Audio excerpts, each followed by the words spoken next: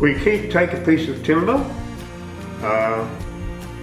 on a bandsaw we make sure that's the width, approximately. It can be red cedar, it can be gum, it can be pine. I've even made them out of citrus. So, the next stage is then we drill a hole in this piece, and that hole has to be accurate and preferably straight. It can drift off if you don't allow it to. The next stage is to, we take these sleeves, we burnish them slightly in a grinder so they take the high polish off them. These are then glued using a super glue, cures for about 24 hours. That's the next stage. We glue them into these pieces so that the ferrule will hold in the lathe and not spin freely. We use a type of super glue, and once they've set about 24 hours, we then countersink each end. This one hasn't been countersunk yet, but so the end of the brass will be smooth with the end of the piece. After that, we then go to the lathe.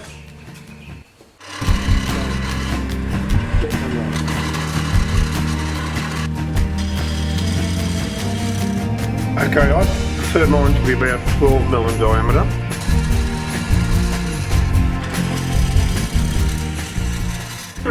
I'm doing now a chamfer on each end, so when they do assemble the pen, you don't have sharp edges on each piece of the barrel.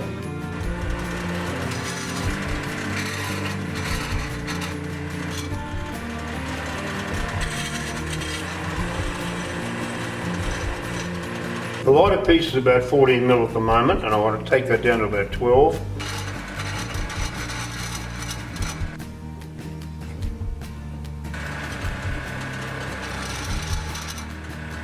Now comes the polishing and sanding stage, where we try to make the pen as smooth as possible, and then we apply polish to get some sort of a either a matte or a high polish finish. They're quite rough at the moment from the turning. I have to take a lot of that roughness from it, but that also gives the pen a character. The grains will be emphasised in different ways. Each pen is different and each pen has its own character. You might see now how the grain is being accentuated on the lighter piece. The red cedar, this piece has no particular grain in it, unfortunately, but the other piece does. Well, we're now coming to the polishing stage. I use two different polishes. One is a harsher grit, but it burns into the timber better. And then I finish up with this more of a paste.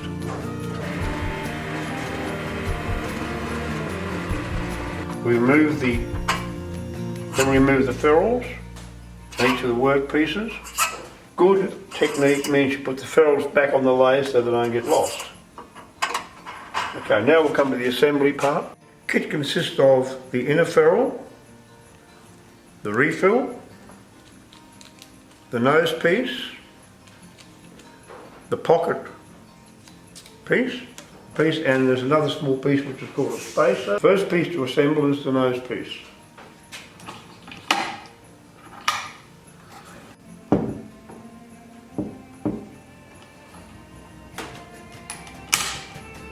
The only critical part of the assembly is this piece here. If you put it in the wrong way, you've ruined the pen. If you put it in too much, the refill won't retract. If you put in not enough, the refill won't go through. It's not scientific, but it's just the one that takes a bit more care. This piece here is the only really critical part of the assembly.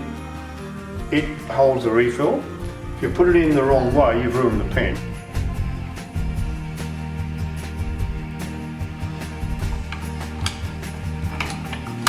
To test it, you put the refill in and turn it, and this one needs a little bit more because there's not enough refill poking through. Only a pee-wee's here, mind you.